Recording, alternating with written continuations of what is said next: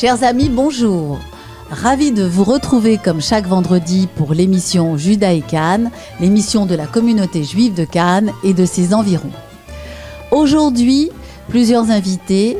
En premier, Huguette Nakache, qui a été administrateur de la communauté juive de 67 à 89, 77 à 89, et qui est là pour nous parler de l'atelier cuisine qui aura lieu pour la première fois dimanche 4 février, dimanche matin. Huguette Nakache, bonjour Huguette. Bonjour Carole. Huguette, avant de nous parler de l'atelier de cuisine qui démarre à la communauté le 4 février, première question, d'où venez-vous? Quelles sont vos racines? Mes racines, parce qu'on est au lendemain de Tou Bishvat. Oui, c'est un jeu de mots. Je suis née à Alger, je suis rentrée en France en 62, quand il a fallu quitter l'Algérie, dans une tradition séfarade, et les traditions étaient plus importantes peut-être que la religion. Donc, ce qui se passait à table, il fallait rien omettre, surtout. Et en Algérie, on voyait faire la maman, la grand-mère, et on disait on sera capable de refaire. Mais arrivé en France, la mère, la grand-mère disait une poignée de sucre, une pincée de sel, et c'est pas comme ça que ça fonctionne. Alors, arrivé en France, j'ai dit il faut que je refasse les mêmes plats dans les mêmes conditions, avec la même réussite. Ma fille en Israël me téléphonait, je passais trop de temps au téléphone, elle m'a dit maman, écris les recettes. Alors, j'ai écrit les recettes. Et en fin de compte, je ne suis pas mécontente parce que c'est un patrimoine que j'ai transporté et que je ne veux pas garder pour moi.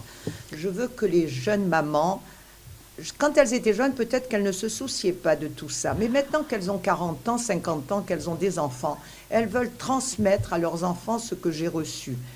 Elles ont parfois le livre, mais elles veulent voir. Oui, vous avez eu, il y a une vingtaine d'années, vous avez réalisé un livre qui s'appelle... D'un Rosh Hashanah à l'autre, la cuisine juive tout au long de l'année. C'est un petit livre sans prétention, très simple. Qu'on peut trouver à la FNAC, hein, j'ai vu, il est encore référencé. Encore. On le trouve à la FNAC, sinon sur Amazon, on le commande et on le reçoit à la maison. C'est un livre simple. Oui, qui fait appel, vous avez fait appel à votre mémoire pour justement consigner tout ce que vous avez appris. Je vais vous dire, chez nous, d'un Rosh Hashanah à l'autre, pour chaque fête, on a des repas traditionnels et on ne déroge pas. Mais encore faut-il les réussir, les faire. Donc, j'ai tout inscrit dans ce petit livre et beaucoup l'ont et réussissent très bien. Mais je commence à vieillir. Certaines femmes de mon âge ont vieilli aussi. Elles n'ont peut-être pas eu la sagesse d'écrire ce qu'elles font.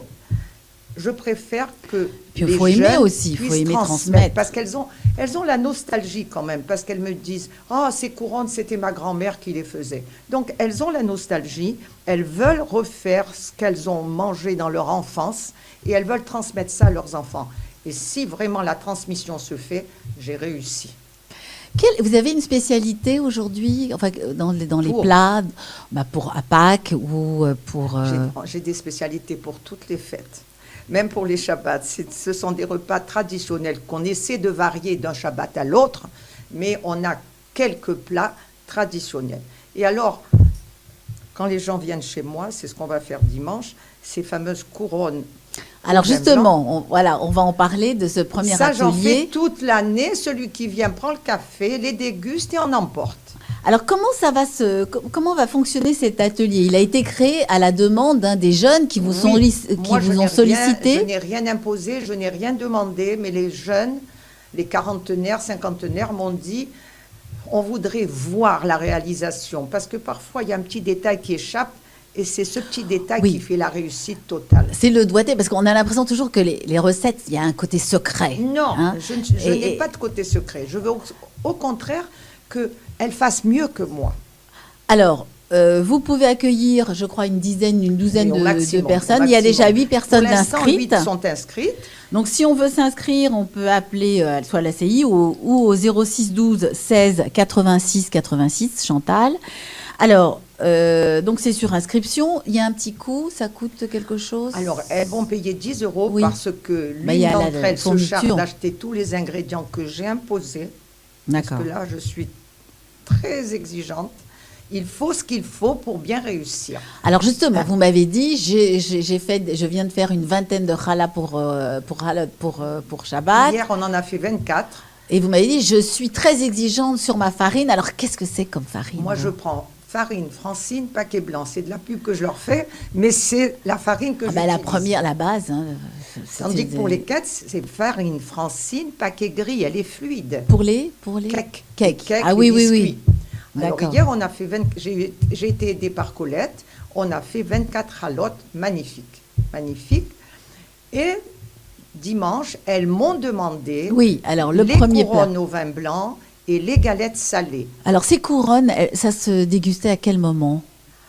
Ça se déguste le matin, par exemple, au petit déjeuner, l'après-midi. Moi, celui qui vient chez moi l'après-midi, je lui sers un café avec des couronnes. Et couronne, c'est comme une brioche, alors? Non, c'est pas brioche. C'est comme une galette, parce que c'est la même pâte. C'est quoi? C'est une pâte? C'est une pâte qu'on travaille à la main. C'est pas une pâte qui bien coule. Bien sûr, non, mais c'est une pâte feuilletée, c'est une pâte consistante. Et donc, ces couronnes, on va les faire, parce qu'elles ont envie. J'en ai une surtout, elle me dit, ce sont les couronnes de ma grand-mère. Oui, c'est ça, on a des souvenirs. On ne les trouve pas dans le commerce. Et les galettes salées, ce sont des petits bâtonnets que je fais avec des graines de sésame, mais avec de l'huile et de l'orange pressée.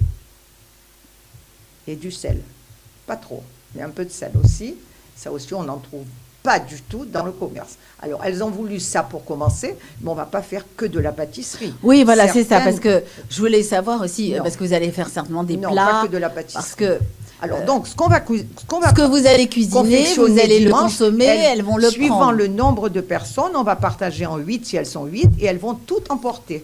D'accord. Elles ont payé, et elles vont avoir chez elles ce qu'elles ont fait, et elles vont refaire chez elles de la même façon, avec réussite, j'espère. Oh bah certainement. De toute façon, là, c'est extraordinaire. En tout cas, et ça peut être aussi ouvert aussi aux monsieur, parce que maintenant, les hommes cuisinent. Hein, c'était 50-50. La nouvelle génération, au moins. Tout le monde travaille. Alors, en fonction de la saisonnalité, vous allez aussi, vous avez des plats par saison, Par exemple, lorsqu'on va trouver des fèves, on fera du couscous au beurre, et puis aussi les plats suivant la période de fête de l'année. Alors justement, on parlait en préambule des fêtes. La prochaine, c'est Pourim, et donc. Oui, je voudrais, si elles sont d'accord, certainement, je voudrais initier certaines à nos gâteaux de Pourim, puisqu'on fait Mishloach Hamanot, donc il faut envoyer des gâteaux, en recevoir. Au moins qu'elles envoient des gâteaux. Les petits biscuits, les gâteaux secs, ou si vous parlez. Moi, je fais des galettes blanches.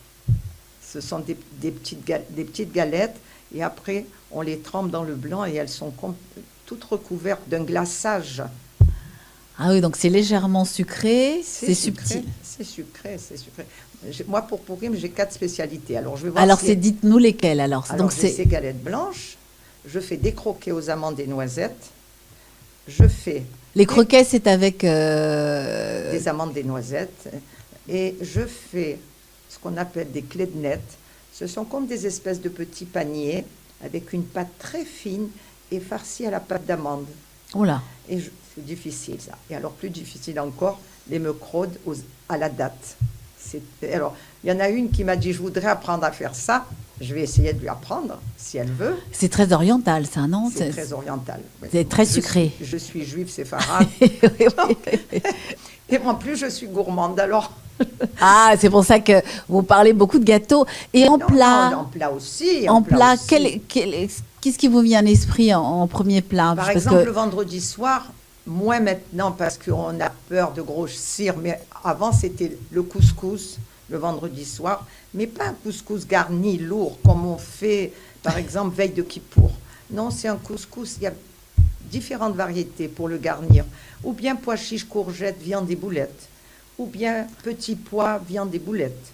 Ou bien pois chiches, cardes. Vendredi dernier, j'en ai fait un autre qui est très léger.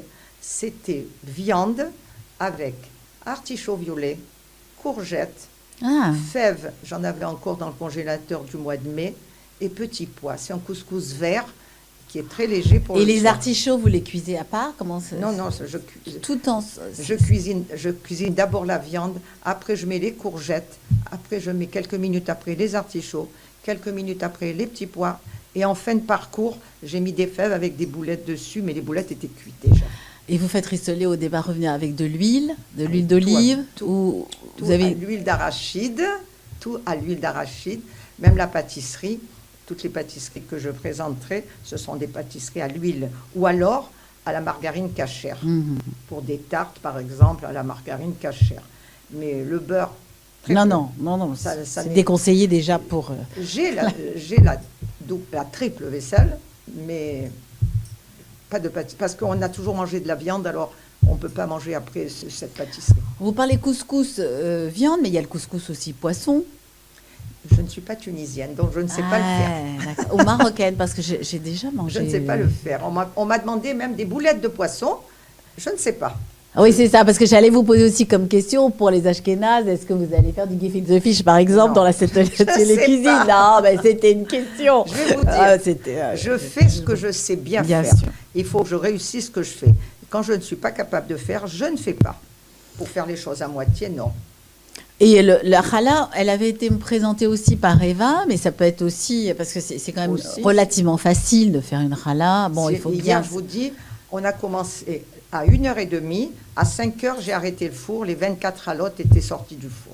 Mais le secret de la challah, il faut laisser reposer la pâte Oui. un certain oui. temps. Ah oui. Combien de temps? Ça dépend, il faut voir comment elle monte. À l'extérieur, vous laissez La ou vous cuisine mettez... n'était pas assez chaude. De temps en temps, on avait un petit courant d'air, mais en fait, ça va. On s'en est bien sorti. Ça a été. Alors, donc, le premier atelier, ce sont, rappelez-nous, Mais dans le second, si elles sont vraiment intéressées par des gâteaux de Pourim, d'accord. Mais après, il faudrait qu'on fasse rentrer Un plat. aussi un plat. Mais il y a le problème de viande de la cache-route, d'acheter la viande, de la préparer. C'est un peu... on peut s'organiser, puisque ici, on a le Moi, je vais restaurant, vous il y a dire, s'il y en le avait snack S'il n'y Sina. en avait que 4, par exemple, je les prendrais chez moi. Moi, j'ai une grande cuisine. Non, mais le but, c'est de faire aussi profiter Tout le monde, les c'est membres ça. de la Je veux pas communauté être égoïste. et de faire Et des surtout, petites, je vais vous dire des franchement, petits groupes. Hein. Je voudrais que, puisqu'elles ont envie d'eux, je voudrais qu'elles réussissent ça. Ma mission sera accomplie. Au moins, j'aurai laissé ce patrimoine culturel qui est rare et important, je l'aurai légué. Et vous savez, Huguette, les enfants adorent faire la cuisine. Moi, je vois avec mon petit-fils. J'ai ma petite fille. C'est vraiment... enfin, il faudra voir s'il J'en y a ai une sur les 4. un atelier cuisine pour les Pour les petits, petits, de pourquoi mercredi, Je veux pour bien. faire un gâteau au Oui. chocolat, par exemple, pour leur goûter, Oui. ou une galette, hein, ou Oui. une couronne. Oui, oui, on les met tout à rouler comme ça. Ils adorent On aura toucher. de la Hein, main-d'œuvre. exactement. On aura de la main-d'œuvre. Et pour les épluchures. Voilà. Alors, autre chose au niveau... Alors, vous nous avez cité... je voulais vous poser la question au niveau des épices. Quelles sont les 7 épices indispensables à avoir dans la cuisine? 7, mais 7 parce que je Alors, pense aux 7 jours. Les le 7 sel, le poivre, le carvi. qui nous sert à quoi, le carvi? Rappelez-nous. Par exemple, quand je fais des aubergines en sauce, je ne mets pas du cumin, je mets du Ah, carvi. d'accord. Et quand je fais des carottes au cumin, je mets Du cumin et C'est pas du pareil. d'accord. Et encore en Algérie, on ne disait même pas cumin et on ne disait même pas carvi. En Algérie, pour le carvi, on disait carouillet. On était très orientés. Et encore, les Algérois sont très occidentalisés, donc c'est quelque chose que j'ai gardé. Mais ce n'est pas spécifique aux Algérois, parce que les Algérois ne sont pas très religieux, très occidentalisés. Mais il y a quand même de la tradition. Mais Et vous m'avez dit Mais aussi... alors, la tradition, oh, ça, on C'est ne doit bien. rien rater. Alors, le cumin, le carvi, Le- le sel, le poivre, vous m'aviez dit le piment rouge, Ah, d'accord. doux, et le piment rouge fort. Fort. Que vous mettez où, le fort? Parce que là, c'est aussi... Relevé, parce Oui. qu'on n'aime pas les plats très fades. Les carottes au cumin, on les relève un peu. Les aubergines avec cette sauce, on les relève un peu. Et si on fait par exemple de la loubia, qui est un plat d'hiver, Qu'est-ce que c'est? Je ne connais pas. ce sont des haricots blancs secs, Oui. de la viande et du pied. Une grosse tête d'ail, du piment rouge doux, mais une petite pointe de fort aussi pour relever. Ça, c'est un plat traditionnel d'hiver. chez les séfarades. Est-ce que vous pouvez rappeler à nos amis en ce moment quels sont justement les fruits et les légumes que vous préconisez justement à faire puisqu'on On est un peu pauvre parce que les Oui, courgettes, ce ne sont pas les on belles est courgettes l'hiver, là, hein, violons les que premiers. nous avons de juin à septembre. Mais quand même, on arrive à trouver. on a des haricots, On a des haricots verts, mais c'est une cuisine light. Notre cuisine n'est pas une cuisine light. On a une on petite- peut alterner pour se faire plaisir parce qu'il faut aussi préserver sa santé. Alors, par exemple, on peut faire le samedi une tfina avec des pois chiches et des blettes, des feuilles de blettes. Voilà. Des feuilles de blettes. Oui. Hein. Ça, c'est un très bon plat d'hiver. Même en été, on peut manger ça toute l'année. ça. Et les blettes, vous les faites rissoler à la vapeur Non, les blettes, ou les cuites on à les l'eau rince, on les blanchit, on les presse bien. Quand vous dites blanchir, vous les On les plonger dans l'eau cette eau brûlante. verte qu'on jette. Oui. On les Presse On les bien. sort bien, on les presse bien, et après on les met à cuire avec les pois chiches. Ça, c'est un bon plat aussi pour le samedi midi. Parce que samedi midi et vendredi soir, on n'a pas les mêmes plats. Parce que le vendredi soir, par exemple, si le couscous est trop lourd, alors on change, on fait ce qu'on appelle du kawa. Ça, en Algérie, on le faisait à la main, avec une boule de pâte. Entre le pouce et l'index, on On presse légèrement. presse et on sort des petites graines de pâte comme là maintenant j'achète. C'est une espèce de millet. C'est pas des D'accord. langues d'oiseau, c'est trop plat. Et je les fais griller un petit peu. Après, je les blanchis et je mets un peu de jus de viande. Ah, Et on accompagne par exemple un couscous. Et On accompagne un plat de petits pois avec viande et boulettes. C'est plus léger que c'est le beaucoup couscous. plus. Oui, c'est ça. Pour le vendredi soir, on change parce qu'on ne peut pas toujours prendre des kilos. Là, il faut profiter aussi en fruits de saison des kiwis qu'on a dégustés Alors, oui, là, pour tout il faut- Vishvat. Il faut surtout déguster des oranges, Les des oranges. mandarines, les mandarines de Jaffa qui sont excellentes aussi, des pomelos, des pamplemousses parce que les pomelos ne viennent Plus toujours d'Israël. c'est difficile. On a des kiwis, on a des bananes, des pommes et des poires, c'est pas très. Et puis les fruits secs que Et je les fruits recommande secs, chaque on en le a matin. eu. Ah, moi, les fruits secs, c'est toute l'année.